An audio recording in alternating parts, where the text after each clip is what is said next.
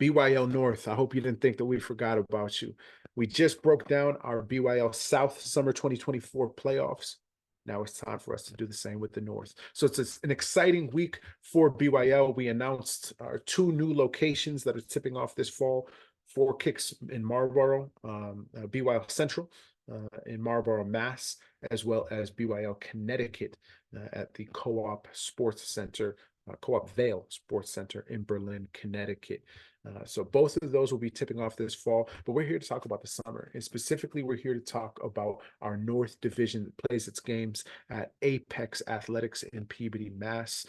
And we are tipping off playoffs tonight, on Wednesday, the 7th, as well as tomorrow on Thursday, the 8th, for the Elite and the Legacy divisions, respectively. So we're going to get in, taking a look at these brackets and projecting who we see advancing up to the finals. And what we didn't mention in the South is that this is a particularly exciting session because whoever wins, where we just predicted that the top geekers would come out on top again as BYL South champions, along with programming in the Legacy division. Both of those guys are going to await on August 28th for the two winners that we project here on this episode. This is our first finals matchup. So we'll see who I at least think are going to be our first four participating teams in our inaugural finals matchup, where North plays South at the end of the season. So without further ado, for those watching on YouTube, we will go ahead and share the brackets here on screen and walk through it.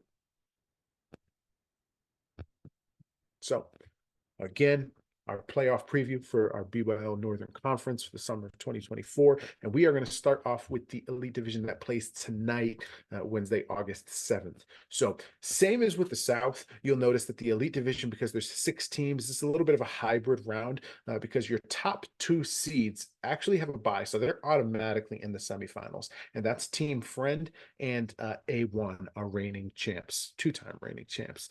So both of those squads have an automatic bid into the semifinals, but we're not going to sit them on ice for 2 weeks and put time in between their games. So they'll actually square off. They're both 5-2, so they're going to square off tonight in a matchup to see who walks into next week with the top seed. Meanwhile, our bottom 4 seeds, 3 through 6 here, are going to duke it out for their chance to advance onto the semifinals. So still a highly competitive game that we expect tonight between Team Friend and A1, even though it's not an elimination game. But let's start off with the winner go home games for the night. So the first is our 3 versus 6 matchup, and this is Netcast versus Showstoppers. So Netcast, one of the highest powers, if not the highest powered offense in the league this session, captained by OG Matt Tuning, but he had some, he had Nate Hobbs and I forget the other gentleman's name, another high flyer on his squad, and so he lost 3 of his first 4 picks. Which has kind of been a recurring theme here in the North. We got to get it together. We got to do better. North Shore, BYL North. But in any case, he retooled in a major way. So when you look at this team now, they have one of the best offenses around because of one of their original draft picks, which is Alex Sanchez, who's a guy I don't think that folks knew how good he is. I know I didn't know how good he is. I saw that he played college ball, so I knew he was no slouch, but he's put up, like, I think probably about 330 balls, and last week had a 53-point performance. So he's on his way to being an all-league performer. When you tell me the top 3 guards on this team, which would be Tony Gallo, D1 standout, played at Coppin State, has played professionally, and Kwame Thompson, who is currently playing professionally, plays over in Malta, I believe. And you put those 2 guys with Sanchez, I wouldn't think that Sanchez is arguably would have been the one that has the best season of the 3, but that was just my ignorance, because he 1000% has and has just been on a torrid scoring pace. So Unfortunately for Netcast, they are down a couple players. The key one is Max Zagorowski, who is I think he's about 6'7", collegiate player, played most recently at Stonehill College. Fun fact, he is the brother of former NBA player Michael Carter Williams. So Zagorowski has signed a pro contract, and we're very happy for him. Not happy for our North Division because we don't get to see him play for this playoff push here. So he's out. There was an emergency waiver. Anytime that you fall below 7 players, we do allow you to pick up a replacement after the waiver deadline. So that's where Netcast is at. You have to assume that they're going to pick up some sort of big, pending league approval. But that's the roster. Now they're going to go up a showstopper squad that's had a tough go of it this season. They're 1-6. They sit dead last in the rankings. They've had really tough attendance issues as well. When they have their squad there, they should be able to compete with anybody. They've got Tyreek McCauley, who's one of the best bigs in the league, 6'6", can shoot it, can drive it, finishes at the rim just as good as about anybody else. And they've got a pro in Jaden Leroy, who is sort of your combo guard in the backcourt. They've got Kata Joseph, who is one of the most underrated scorers in the league. Both of those guys being lefties, and then you've got Temi Bailey, shooters, and Mike Ermias. Thought Kyle Miller was on the squad, but it doesn't look like he's been playing the past few weeks. And then Tavon Rhodes, whenever he shows up as well, he adds a different dynamic with being a speedy and younger point guard for that team. So they can definitely play, but I think there's just been too much inconsistency with roster and attendance on this squad for them. And if Rhodes doesn't show up, then you kind of force Leroy to be the table setter for the squad, where he should probably be in a position where he can attack a little bit more and be the secondary, initiator. I don't want to say secondary ball handler, but secondary initiator. I think that's when they're at their best, when they have lead guard and then lead scorer in Leroy, and those guys can operate alongside kind of Joseph, and then Tyreek McCauley can kind of do his like point forward thing. So maybe with Netcast not having Zagorowski there, that frees up Tyreek McCauley to go off in a big way, and I could definitely see it going that way. But if Netcast has Tony Gallo, Kwame Thompson, and Alex Sanchez, all 3 of those guys show up, even without Zagorowski, and even if they don't replace him, I don't see that trio of guards losing in the quarterfinals. So I've got Netcast advancing on to the semis. And then over on the other side of things, in the 4-5 matchup, we have Heart Over Height, which were the runner-ups last session, I believe it was. And they're going up against One of One, who's another team that's just been decimated by injuries and poor attendance. So, One of One, if they have their players show up, they're really tough. They've got Jalen Echeverria, who's their captain, and he's a prolific scorer. Johnny Mercado, in my opinion, he might be in all of BYL, just like the shiftiest and niftiest, shiftiest ball handler and niftiest finisher around the rim. He's got the complete package there, but he's coming off of injury. That tandem in the backcourt is really tough. And then they did pick up Alonzo Linton, because they've had a series of guys drop. Who's another guy out of we've got 3 Lynn guys there, all teaming up, and Linton is more of a 6'4" wing. He can get up a little bit, shoot the 3 ball a little bit. So they've got the bones there of what should be a strong team, but it's just Cal Sang had to pull out. David Kazodi no showed and ghosted us, or Kazadi, I think it is. Don't know what happened to him. Hope everything's good. A number of these other guys have not showed up, so you kind of just don't know where this team is going to be, and who's going to show up there. And it's for that reason and that reason alone that I'm going to go with Heart Over Height. They've got a veteran point guard in Hector Heredia. He's been to down in the South. You have that backcourt filled out by Kevin Constant and Alex Santos. So that trio makes, puts them in a very competitive position with the A1s and the Friends and the netcasts of the league, who, also have really high powered offenses. So those three alone, can really go. Unfortunately, I don't think Vinny Lassiter is going to show up and finish out the rest of the season. Again, BYL North, come on, guys. Like, if you sign up for the season, finish that season out. If you put your money down to play, come play. It's just, it's sad to see teams where we're talking about a playoff preview and we don't even know if guys are going to show up for the playoffs, right? I mean, we have that, and I know that to a certain extent is going to happen in all leagues, but it happens a little bit too much here in the North. And for any of those guys that are listening, for anybody that's listening, just show up to your games, man.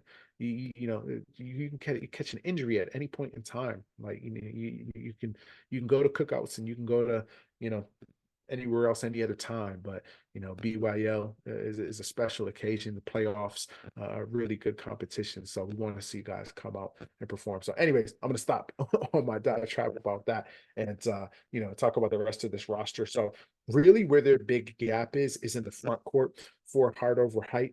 They don't have a true big. They didn't draft one, and well, actually they did in Liam Jacobs, who potentially, I guess, could return for the playoffs, but he had some type of undisclosed injury where left him out of commission indefinitely. So we don't know if he's going to return or not.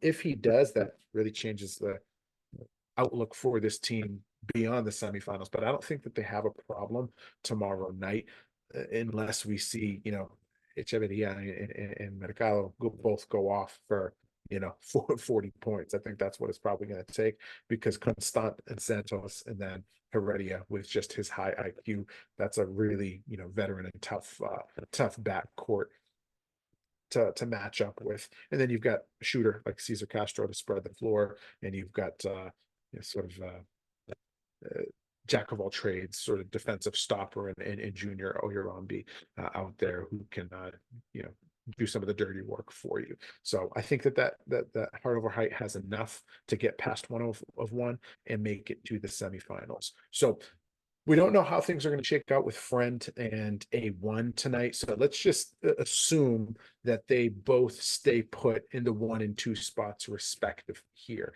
And we have a Friend versus heart over height matchup in the semifinals. Here's the deal with Friend. So again, right now, ranked the number 1 seed. They're captained by JTV, Javon Taylor. They've got Desan Sinelli, Nate Semedo, as the filling out that backcourt, along with Josh Bonnie and Kamari James. When they show up, we did get confirmation that James is going to show up. Bonnie, we're not sure where he's at and where his head is at for the playoff push. They've also got Jannard Jones coming off the bench, can give valuable minutes. So assuming, and then Alize Gilmore is dealing with a little bit of an injury, but he provides them a different look where, kind of got the body of a guard, but plays more like a forward. I watch his game and he reminds me a little bit of, Kenneth Faridish, maybe with a little bit better of a jump shot, but just high energy and high flying all the time out there. So they're a really good team, but, where I guess the big question mark comes into play is, are they going to qualify for a waiver pickup? Because this team was supposed to have Eamon Joyce, right? Who's a 6'8" to 6'10", depending on which site you look at, forward with, ball handling skills, and can shoot it a little bit, plays professionally, really good player who we were eager to see play, especially throughout this playoff push. Pro opportunities have come up and we get that, but we're not going to see him. So if Bonnie is out and Joyce is out, then this team qualifies for a waiver pickup, and that pickup could potentially be JTV or Javon Taylor's brother, Jaquil Taylor, which would make a huge impact for them, quite literally, because he's about 6'10". But if Bonnie is in it for the home stretch here, then this quickly turns into just a team of a bunch of guards that I think it gets them through the next round, because with all of those guards. I just think that they have a few more pieces than what Hard over Height would have. Again, I love Heredia, Constance, and Santos in that backcourt. But the supporting pieces, I don't know that they complement that crew in the right way. Again, if Liam Jacobs comes back, that changes things. But I don't know. I would feel better if they had another guy like Lassiter who could really fill it up. But assuming that he's not coming back, I think that friend in JTV in Desantinelli in Nate Semedo, I think that they have enough to get by that round and advance to the championship. So that's my pick for right now. Then on the other side of things, A1 versus Netcast. That one is going to be an absolute shootout. We already talked about Netcast and the combo of Gallo, Sanchez, and Kwame Thompson. But then A1, is your two-time reigning champions. They're trying to make history as the first team to three-peat in BYL's existence. You've got Dante Rivera, who's one of the most prolific scorers, if not the most prolific scorer that we've had in BYL. You've got Bam Moore and Gio Cordero, who are his running mates. Gio is a former MVP. He's your BYL Jason Tatum. Bam Moore might be the best shooter in BYL. So between the three of those guys, they can go, and then you add in a high flyer like Algernon Terry to the mix, and then you've got Christian Moscat on the team as well as another big man. Drawing a blank on his name, but they were able to pick up a big to replace Isaiah Caban. So he's about 6'6" or so. So that team is really tough. Without Zagorowski, I give A1 the nod, even though I actually like the backcourt play of Netcast a little better.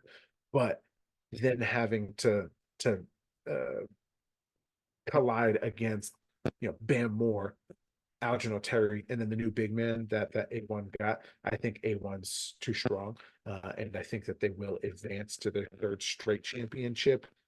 I think they're going to win it, right? Maybe if Team Friend does qualify for that emergency waiver and they get Jaquil Taylor, that makes it a much better game in that championship.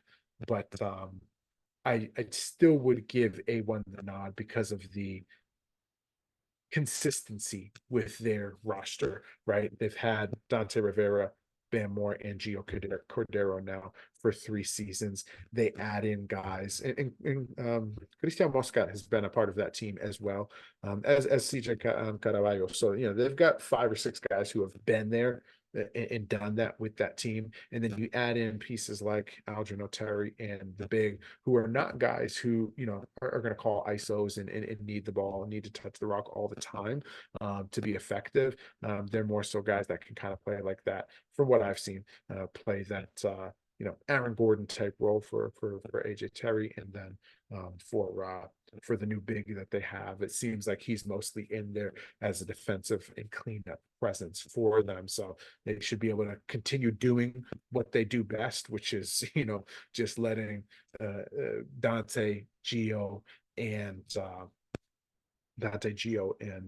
Bam just go berserk on the offensive end and run it up. So that's my pick. Is A1 is going to three-peat. They are going to make BYL history. They'll be the first team to win 3 sessions in a row, and they will then travel on August 28th down to the Dana Barros Basketball Club. I should have made a graphic for this. It slipped my mind until we're starting this, but they will represent the North in the finals against Top Geekers. And if that is the case, I mean, it's going to be a great matchup regardless, but think about this.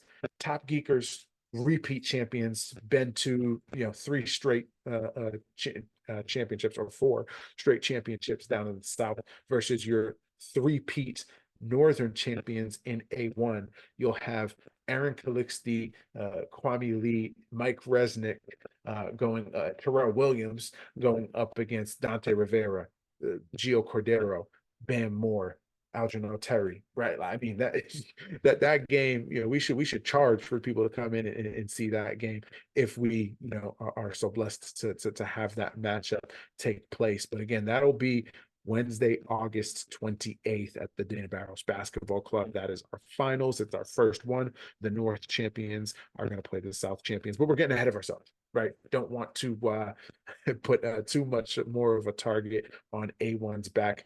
They've got to win 3 games in order to get there. And it's not going to be easy because Team Friend, as they've showed us all season long, is a very, very good team, and they want all the smoke. So, anyways, that's our prediction for the North, for Elite North. Let's move on to Legacy North. We've got our field of 4 here. So we're starting in on the semifinals. And actually, now that I think about it, I don't even think that we are in the semifinals just yet, but we are going to project that this is how things will shake out. This is where the standings are right now. So I correct myself. Tonight or tomorrow night, August 8th, is not the semifinals for the North. That is the conclusion to their regular season. They will hit the semifinals the following week. But odds are that this will be the standings here. Is Deadeye #1 versus Wizards #4, and then Moneyline and Bandits against each other in the 2-3 matchup. So assuming that everybody stays put in these archer matchups, we'll tackle Deadeye first. So Wizards have had some they've had some turbulence to their season. They lost their captain. He would no longer continue with BYL earlier on in the season. Commissioner Lucas Pinto took over the squad, subsequently went on to, just get blasted by I think it was it Deadeye or either Deadeye or Moneyline in the first game following him taking over as captain. So it wasn't pretty, but they've proven that they can win. So they beat Moneyline and they played Bandits relatively tough. So they're definitely not slouches. They've got talent over there. They've got Kevin Perry. They've got Junior Orirambi, who plays over in Elite. Just those two alone, really, a lot of talent. James Mitchell, one of the better bigs over there, and then CJ Caraballo, who also plays in the Elite division, and Kevin Merville. So maybe it's just a matter of chemistry. And this time, this team will get one more week to develop that and then head into the semifinals. And with that type of talent, they can definitely compete. But man, Deadeye is a well-oiled machine. They haven't had Linwood Moore for the better part of the season, who is the reigning MVP and was their #1 pick. And Jannard Jones's squad has gone on to a 6-1 record, playing plus 55 point differential basketball. I mean, Jannard Jones himself is having an all-league caliber season. We're upset that we had a technical glitch because he dropped a 40 ball a few weeks ago.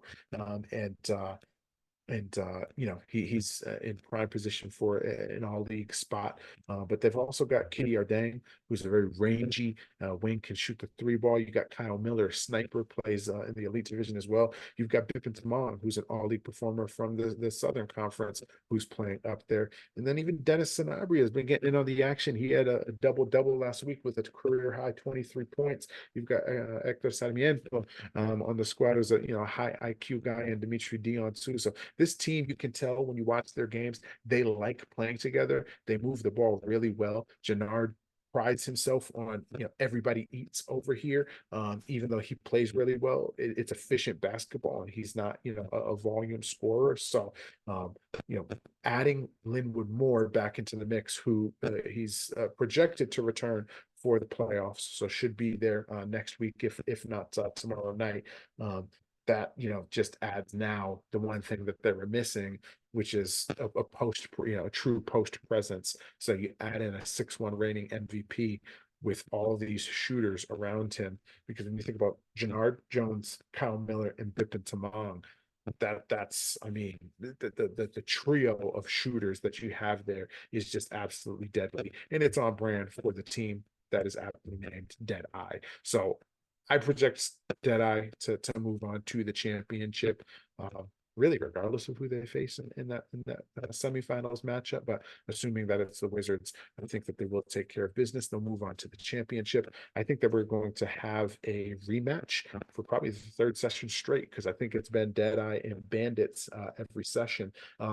my decision or my pick here might have been different if it weren't for a another series of unfortunate events. Another team, Bandits, lost their captain for the second straight session now, and Jaleel Smith, but they replaced him with Dade McLaughlin, who in my mind, which again, Jaleel, you can make an argument he was one of the top players, if not the top player in Legacy. They replaced him with the guy who, in my mind, is now the best player in Legacy, and that's Dede McLaughlin. So you add him to DeJour Dunkley, who's already an all-league performer in that backcourt. For those who don't know, Dede McLaughlin, he's probably 6', 6'2" guard, sturdy frame, got all the handles in the book, can shoot it, or all the handles in the bag, I should say, and can really shoot it. And then you've got a high energy big like Atikel Pasley, and you've got other guys around you, Levante Azor, Nate Stratton, and some new ads as well. That team now with the combo of Day Day and DeJour balancing out what Atico can bring to the table, is a really tough matchup for Moneyline. Now on paper, Moneyline I actually think has a more cohesive unit. When you look at Joseph, who's who's probably the most disruptive defender in the league. I mean, the guy averages like 4 or 5 steals a game. So you got him at point. You've got Matt Teklu, who went off for 40 plus a few weeks ago, one of the best shooters in the league. You've got Ant Candelaria, who I think is also one of the best shooters in the league, but just is not high volume and is a really unselfish, high IQ player. And then you've got Tammy Bailey, who, is there a guy other than Dede McLaughlin in Legacy that's more talented than Temi?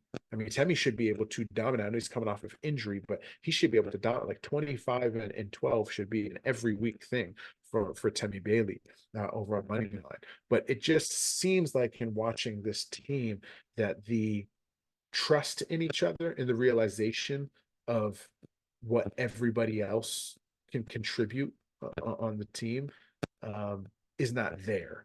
And that's sad because they have a squad. And again, I mean, it's been a mixed bag of results for them. It's not to say that, that they're slouch. I think they're 3-4 on the season, but, losing a matchup against the Wizards in week 6. I don't know if they were shorthanded or not, but losing that one by 5, and losing by double digits to the Deadeye.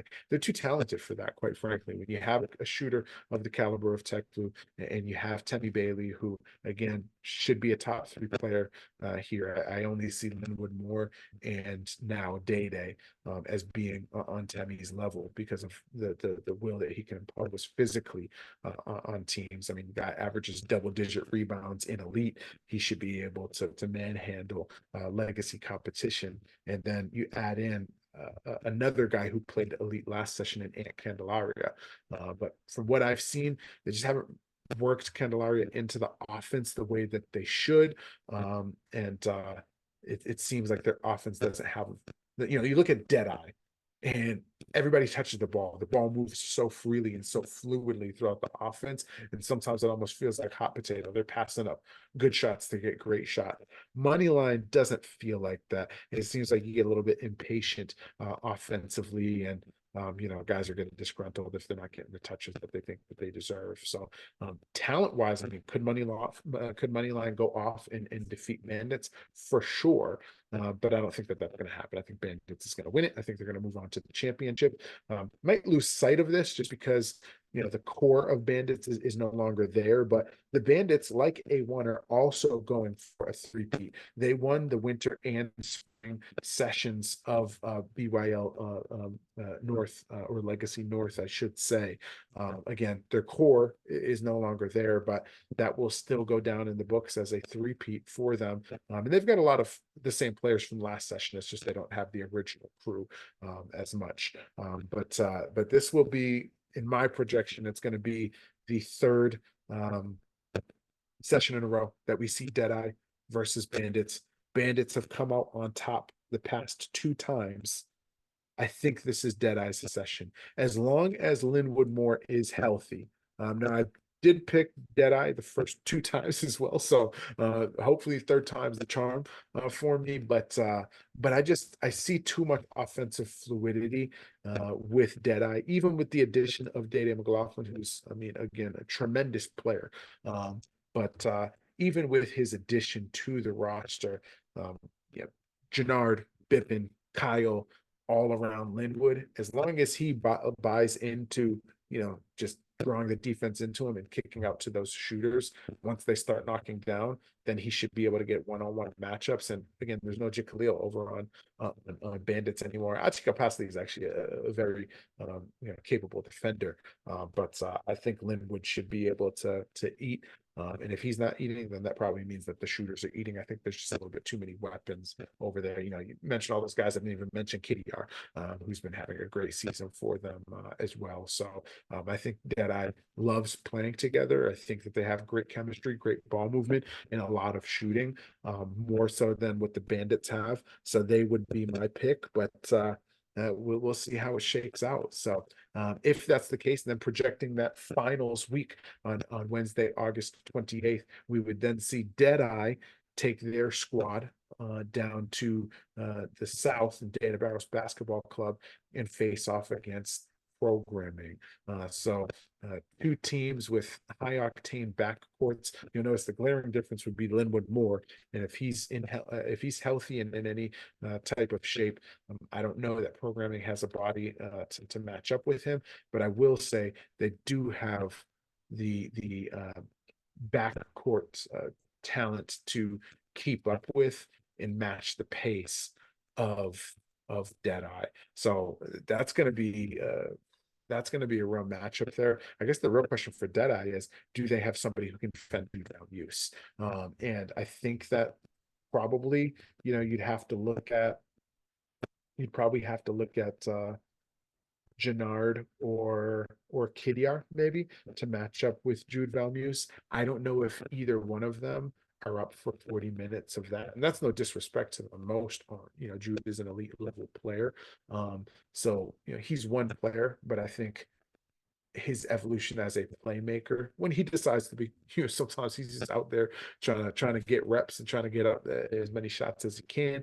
And that's the lifelong struggle that I've had with Jude Valmuse on a basketball court. But if he is locked in and just committed to winning this game, then I think he poses too much of a matchup problem for him, because I don't think that they have anybody who can both stay in front of him and can go can bang with him when he wants to just back you down in the post. And I think that that's going to open the offense up too much for shooters like Vargas, for Taglieri. So I do see the South coming out on top of that one. I don't know if I even picked a winner for the A1 versus Top Geekers, because to be honest, I don't think I can on the elite side. But for the legacy side, I do think that programming would come out on top of a very close matchup, though, because Bipin Samang has the inside scoop. He knows those squads very well. I guess it would be interesting if Bipin's team in the North and the South played against each other, which side he would choose. But anywho, we're rambling, right? So that's it for our playoff preview for BYL North Summer 2024. Action will tip off tonight at 6:30 p.m. at the Apex Athletics in Peabody, Mass. And a reminder for all, whether you're up in the North Shore area, Lynn, Lawrence, Peabody, so on and so forth, and you want to play at Apex coming this fall, or if you're out closer to Worcester and you want to play at Fort Kicks Marlboro at our brand new location out there, or if you're down, south of the city, in Brockton, Stoughton, Taunton, that area, and you want to play at the Dana Barros Basketball Club, or even if you're not in the state and you're out closer to the Connecticut area, right in between Hartford and New Haven, we've got the Co-op Vale Sports Center. We're launching there in Berlin, Connecticut, all of those this fall. So I said it on the last pod, I'm going to say it again on this one: sign up and sign up early. We sell out every single session. We will sell out this one again. And it takes 60 to 90 seconds max to fill out the sign up form. So get yourself in line. You need to wait, till the next payday to purchase your league fee. That's perfectly fine, but don't let that stop you from filling out that form and getting ahead of it. Because if you don't, you have to wait till January in order to get in on the action. And that's a long wait without BYL hoops in your life. So, in any case, we're signing off. Please come out and check out the action. We will be at the Dana Barros Club for the Collegiate Division Championship on Facebook Live at 8 o'clock. But come check out the action in person. Don't just stream it.